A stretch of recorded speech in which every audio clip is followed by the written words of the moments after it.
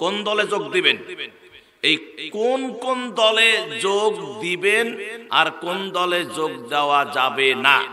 আমার ভাইয়েরা, যে সব দলে যোগ দেওয়া যাবে না, আমি কোরআন থেকে এক একটা করে আয়াত পড়ব, নোট করবেন, আর এক একটা করে অর্থ আমি আপনাদের বুঝিয়ে দিব। যে যে দলগুলোর মধ্যে যোগ দেওয়া যাবে না, আমাদেরকে এমন একটা সিদ্ধান্ত নিতে হবে যে দলে যোগ দিলে আগামীর সংসদটা হবে কোরআনের সংসদ, আগামীর এই জমিন হবে কোরআনের জমিন, আগামীর বাংলাদেশ হবে কোরআনের বাংলাদেশ। কথা কোন ঠিক কিনা? এমন একটা দলে আমাদেরকে যোগ দিতে হবে যে দলের নেতারা সংসদে গেলে পরে এই কোরআনকে তারা সংসদের সংবিধান বানাতে পারবে। সুপ্রিম কোর্ট চলবে কোরআন দিয়া, হাইকোর্ট চলবে কোরআন দিয়া। কথা কয় না কেন? তারপরে জুডিশিয়াল ম্যাজিস্ট্রেট কোর্ট চলবে কোরআন দিয়া, জজ কোর্ট চলবে কোরআন দিয়া, ডিসি অফিস চলবে কোরআন দিয়া, এসপি অফিস চলবে কোরআন দিয়া, এনডিসির অফিস চলবে কোরআন দিয়া। তারপরে আপনার কি বলে, এই থানা চলবে কোরআন দিয়া। এক কথায় প্রত্যেকটা সেক্টর চলবে কোরআন দিয়া, আর প্রত্যেকটা সেক্টরের মানুষ হবে কোরআনওয়ালা, রাসূলের সুন্নতওয়ালা। আজান হবে, কেউ আর বসে থাকবে না, সব বেরে যেতে হবে মসজিদে। আর বাইতুল মুকাররমের জাতীয় মসজিদের খতিব যিনি হবেন, তিনি হবেন এই দেশের প্রেসিডেন্ট। কথা কোন ঠিক কিনা? আর জোরে কোন ঠিক কিনা? আমার ভাই, এটা যদি করতে চান তাহলে যে যে দলে যোগ দেওয়া যাবে না সে দল থেকে ফিরে যে দলে যোগ দিতে হবে সেই দল কোরআন কোন দলের ইঙ্গিত করেছে, যদি আমার সময় হয় আমি ইনশাআল্লাহ আপনাদের সামনে উপস্থাপন করব। আমার মা যারা এখানে এসেছেন, আমার মায়েরা, আপনাদের জন্য একটি ওয়াজ, আমার হুজুর যেহেতু বলেছেন যে ইতিপূর্বে মা বোনদের ওয়াজ হয় নাই, আমার মায়েরা একটু ধৈর্য ধরেন। আমি শুধু যে আয়াতে কারিমা তেলাওয়াত করেছি, যে সূরা তেলাওয়াত করেছি, যে হাদিস তেলাওয়াত করেছি, একটু খালি ব্যাখ্যা দিয়ে আমি আপনাদের কাছে চলে আসছি। যেহেতু রাত গভীর হয়ে যাচ্ছে, আমি আলোচনাটা বেশি লম্বা করব না। আমার মায়েরা, পয়েন্টটি হলো নারীদের ধ্বংসের 8টি কারণ। ওমা, কয়টা কারণ? একজন নারীর ধ্বংসের কারণ কয়টা? 8টা ধ্বংসের কারণ। কোন কোন কাজ করলে আপনি ধ্বংস হয়ে যাবেন সেই হিসাবটি আমি সহিহ হাদিস থেকে আপনাদের খেদমতে আলোচনা করব ইনশাআল্লাহ। তবে একটু সময় আমাকে দিতে হবে, একটু অপেক্ষা করেন, ওয়েট করেন একটু। আপনাদের কাছে আমি এই জিনিসগুলো ডেলিভারি দিব ইনশাআল্লাহ। আমার সাথে সকলে পড়ুন, আউযু বিল্লাহি মিনাশ শাইতানির রাজিম, বিসমিল্লাহির রাহমানির রাহিম। আরাআইতাল্লাযী ইউকাযযিবু বিদ্দীন ফাযালিকাল্লাযী ইয়াদউল ইয়াতীম ওয়ালা ইয়াহুদ্দু আলা তুআমিল মিসকিন ফাওয়াইলুল লিল মুসাল্লিন আল্লাযীনা হুম আন সালাতিহিম সাহুন আল্লাযীনা হুম ইউরাউন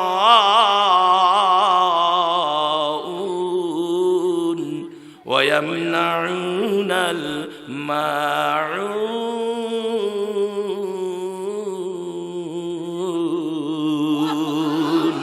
জোরে আওয়াজ দিলে কারো সমস্যা আছে ভাই? কারো কি অসুবিধা? আমার মুসলমান ভাইয়েরা, আল্লাহ রাব্বুল আলামিন কুরআনুল কারীমের শেষ পারা, এই শেষ পারার শেষের দিকে 7টি আয়াতে একটি সূরা আল্লাহ পাক অবতীর্ণ করলেন, যে সূরাটির নাম সূরাতুল মাউন। আর মাউন শব্দের অর্থ হলো সাহায্য, সহায়তা। সাহায্য, সহায়তা, এই মাউন শব্দের অর্থ আল্লাহ রাব্বুল আলামিন এই সূরার ভিতরে সুন্দর করে জাতিকে জানায়া দিলেন। রব্বুল আলামিন বললেন, আরাআইতাল্লাযী ইউকাযযিবু বিদ্দীন, তুমি কি দেখিয়েছো তাহাকে যে দিনকে অস্বীকার করে, দিনকে যারা অস্বীকার করে তুমি কি তাদেরকে দেখেছো নাকি? আমার ভাইয়েরা, এই পৃথিবীর জমিনে এই দিনকে অস্বীকার করার মানুষের অভাব নাই। দিন ইসলামকে অস্বীকার করে, দিনকে অস্বীকার করা মানে কোরআনকে অস্বীকার করা, দিনকে অস্বীকার করা মানে আমার রাসূলকে অস্বীকার করা, দিনকে অস্বীকার করা মানে আল্লাহকে অস্বীকার করা, দিনকে অস্বীকার করা মানে আমার প্রিয় নবী মুহাম্মদ রাসূলুল্লাহ সাল্লাল্লাহু আলাইহি ওয়াসাল্লামের সুন্নতকে অস্বীকার করা। কথা বলেন ঠিক কিনা? আমার প্রিয় নবী বলেছেন যে তিন ব্যক্তির দোয়া আল্লাহ ফেরত দেন না। এক নাম্বার কি? মুসাফির, দুই নাম্বার মাজলুম, তিন নাম্বার পিতা মাতা। তাহলে মুসাফিরি হালতে আছি, বেয়াদবি করা যাবে না। চাচা বসেন, বসে যান। আমার ভাইয়েরা, আমি কি কিসসা কইতেছি? বাপ বলে আমি কিসসা জুড়ছি। তাহলে আহলে হাদিসের ভাইয়েরা তো কোরআন শোনে, এরা তো হাদিস ছাড়া অন্য কোনো আলোচনা শোনে না। কোনো কিসসা, কে পানির উপর দিয়ে গেল, কে আকাশ দিয়ে ভাসি গেল, কে যায় নামাজ বেশি পারা হয়ে গেল, এই ওয়াজ তো আমি করছি নাকি? এই ওয়াজ তো করতেছি না। আমি কোরআন থেকে আলোচনা শুরু করেছি, এখন আয়াত হবে, হাদিস হবে, আলোচনা চলতেই থাকবে ইনশাআল্লাহ।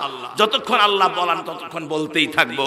তাহলে আমি যখন শেষ করব, আমার সাথে যারা একসঙ্গে উঠে চলে যাবেন এরকম কোন দরদি ভাই এখানে থাকলে আমার সাথে হাতটা উঠান তো দেখি। লিল্লাহে তাকবীর, লিল্লাহে তাকবীর। অনেক হাত এখনো ওঠে নাই, চালাক। হ্যাঁ, হাতে শক্তি কে দিয়েছেন? আল্লাহ ইচ্ছা করলে ওই যে তোলেন নাই না, ওই অবস্থা আর উঠবে না। এটা আল্লাহ পারে, আর উঠবে না। ওই যে তুলছেন যে না, উঠবে না আর। আবার ভালো করে তোলেন, লিল্লাহে তাকবীর। বাস, হাত নামান। আমার ভাইয়ারা, মুনাফিকের চিহ্ন কয়টা? জোরে কোন কয়টা? তিনটা। ওয়াদা দিলে কি, কথা বললে কি বলে? মিথ্যা বলে। ওয়াদা দিলে বরখেলাপ করে, আর আমানতের খেয়ানত করে। আমরা কি মুসলমান? কথা কন, আমরা কি মুসলমান? মুসলমান কোনদিন মুনাফিক হয়? মুসলমান মুনাফিক হতে পারে না। তাহলে আপনারা ওয়াদা দিয়েছেন আমি যখন যাব তখন যাবেন। এখন এর মধ্যে কেউ যদি উঠে যান তাহলে ওই ওয়াদা বরখেলাপ করলেন। তাহলে কি সিপাত পড়ছেন তো? সিপাত পড়ছেন তো নাকি? বাস, এখন সিপায় থাকেন। আলোচনা শোনেন আমার ভাইয়ারা। আপনার নামাজ, আপনার রোজা, আপনার হজ, আপনার যাকাত, আপনার দান, আপনার সাদকা, আপনার তামাম ইবাদত একটাও কবুল হবে না, হবে না, হবে না। চ্যালেঞ্জ করলাম, হবে না। এতদিন নামাজ পড়ছেন, চ্যালেঞ্জ করলাম, হবে না, হবে না। হ্যাঁ, যদি আপনার হৃদয়ের ভিতরে প্রিয় নবী মুহাম্মদ রাসূলুল্লাহ সাল্লাল্লাহু আলাইহি ওয়াসাল্লামের ইত্তেবা আর মুহাব্বত না থাকে, তাহলে কোনো ইবাদত আল্লাহর দরবারে কবুল হবে না, হবে না, হবে না। যদি বলা হয় দলিল দেন, হ্যাঁ দলিল দেন, কোরআন থেকে দলিল দিচ্ছি। ও মুসলমান, আপনারা কলিজায় হাত দিয়া বলেন তো, নামাজটা যে পড়েন এই নামাজটা কি আল্লাহকে খুশি করার জন্য না মসজিদের ইমামকে, মুয়াজ্জিনকে, মুতাওয়াল্লিকে খুশি করার জন্য? জোরে কয় না। কাকে খুশি করার জন্য? কাকে ভালোবাসার জন্য? আল্লাহকে। আমার ভাইয়েরা, রোজা যে একটা মাস রোজা করেন, দিনের বেলা কিছুই খান না, ভয়টা কার? আল্লাহর ভয়। কোন নেতার ভয় নাকি? মন্ত্রীর ভয় নাকি? এমপির ভয় নাকি? কোন সামসার ভয় নাকি? কোন ইমামের ভয় নাকি? মুয়াজ্জিনের ভয় নাকি? মসজিদের মুতাল্লির ভয় নাকি? না না, আমরা একমাত্র কেবলমাত্র শুধুমাত্র আমার আল্লাহকে ভয় করার জন্যই, ভালোবাসার জন্যই, আল্লাহর হুকুম পালনের জন্যই আমরা এই রোজাটা সম্পাদন করি। দান করি কারে খুশি করার জন্য? মসজিদ নির্মাণের জন্য 1 লক্ষ টাকা দিলাম, এটা কে খুশি হবেন? আল্লাহ খুশি হবেন। দানটা হবে আল্লাহর জন্য। কথা বলেন ঠিক কিনা? তাহাজ্জুদের নামাজ কেউ নাই, বউ ঘুমিয়ে আছে, সন্তানেরা যার যার রুমে ঘুমিয়ে আছে। এবার সম্পর্কটা হবে আল্লাহ আর আপনার সাথে। উজু করে নিয়ে যায় নামাজটা অন্ধকারে বিছায়া দিয়ে আল্লাহু আকবার বলে যখন আল্লাহর বান্দা সূরা ফাতিহা কোরআন তেলাওয়াত শুরু করে দেয়, সম্পর্কটা কার সাথে শুরু হয়ে যায়? আল্লাহর সাথে শুরু হয়ে যায়।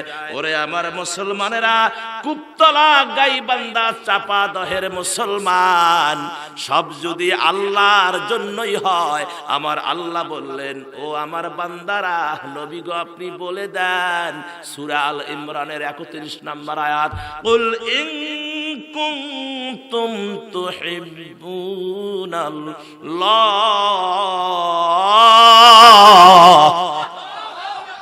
ফাত্তাবিউনি ইউহিব্বুকুমুল্লাহ। ও নবী আপনি বলে দেন, যারা আমি আল্লাহর ভালোবাসা পেতে চায় তাহলে ভালোবাসি আল্লাহকে। ওগো আল্লাহ আমি তোমারে ভালোবাসি। সুবহানাল্লাহ কোন। ওগো আল্লাহ কি ভালো লাগে বলতে, আল্লাহ আমি তোমাকে ভালোবাসি, আমি তোমাকে ভালোবাসি, তোমার প্রেমে আমি পড়ে গেছি। রব্বুল আলামিন মেহেরবানি করে তুমি আমাকে তোমার রহমতের কোলায় আমারে উঠায়া লও। ও আল্লাহ আমি তোমারে ভালোবাসি। ও নবী বলে দেন, যারা আমি আল্লাহকে ভালোবাসে, আমি আল্লাহর নৈকট্য লাভ করতে চায়, তারা যেন আপনি নবীর ইত্তেবা করে। ফাত্তাবিউনি ইউহিব্বুকুমুল্লাহ। নবীর ইত্তেবা মানে নবীকে অনুসরণ করা, নবী যা যা করেছেন তাই করা। নবী বলছেন নামাজ পড়া লাগবে, নামাজ পড়তে হবে। নবী বলেছেন রোজা করা লাগবে, রোজা করতে হবে। নবী বলছেন অন্যায় করা যাবে না, করা যাবে না। সুদ খাওয়া যাবে না, সুদ খাওয়া যাবে না। তারপরে জেনা ব্যভিচার করা যাবে না। এক কথায় নবী যা করতে বলেছেন তা করতে হবে, আর যা থেকে নিষেধ করেছেন তা থেকে ফিরে আসতে হবে। এটা যদি তারা মানে আমার বান্দারা বান্দিরা করে, ও নবী আপনি বলে দেন ইউহিব্বুকুমুল্লাহ, আমি আল্লাহ তাদেরকে ভালোবাসবো। আর শুধু ভালোবাসা দিব না, আমি আল্লাহ তাদের জীবনের গুনাহগুলো মাফ করে দিব। আমি আল্লাহ ক্ষমাকারী এবং পরম দয়ালু। কথা কি ক্লিয়ার হয়েছে বাবা? কথা ক্লিয়ার? তাহলে ভালোবাসতে হবে কারে? আল্লাহকে ভালোবাসতে গেলে ইত্তেবা কার? রাসূলের ইত্তেবা করতে হবে। কথা কোন ঠিক কিনা? তাহলে যারা দ্বীনের উপর প্রতিষ্ঠিত আছে তারা ইত্তেবা করবে রাসূলের, ভালোবাসবে আল্লাহকে, গোলামি হবে আল্লাহর। আর যারা দ্বীনকে অস্বীকার করে, আর আইতাল্লাযী ইউকাযযিবু বিদ্দীন, আপনি কি দেখেছেন, তুমি কি দেখেছো যে দ্বীনকে, দ্বীন সম্পর্কে, দ্বীনকে অস্বীকার করে, দ্বীনের ব্যাপারে মিথ্যা কথা বলে, অস্বীকার করে দ্বীনকে, তুমি কি দেখেছো? আমার ভাইয়েরা, এরকম এমন দেখা দেখছি, আর যাদেরকে দেখছি ওরা আর দেশে নাই, অধিকাংশই পালিয়ে গেছে। কথা কন, কথা কন। আমার ভাইয়েরা, যদি দ্বীনকে অস্বীকার না করত, যদি কোরআনকে অস্বীকার না করত, যদি হাদিসকে অস্বীকার না করত, আমার ভাইয়েরা শাপলা চত্বরে 5ই মে আলেমদের বুকে তারা গুলি চালাতো না। কথা বলেন।